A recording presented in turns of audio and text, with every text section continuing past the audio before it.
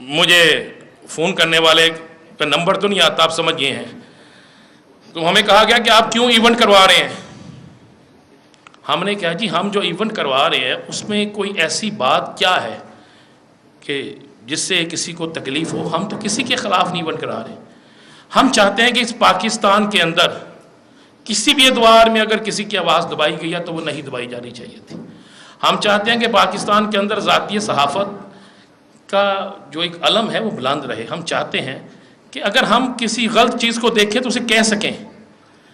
ہمارے لیے ادارے بڑے محترم ہیں، بے انتہا محترم ہیں، ہم اداروں کی جنگ لڑتے ہیں، لیکن ہم اداروں کو تباہ کرنے والوں کے خلاف بھی جنگ لڑتے ہیں۔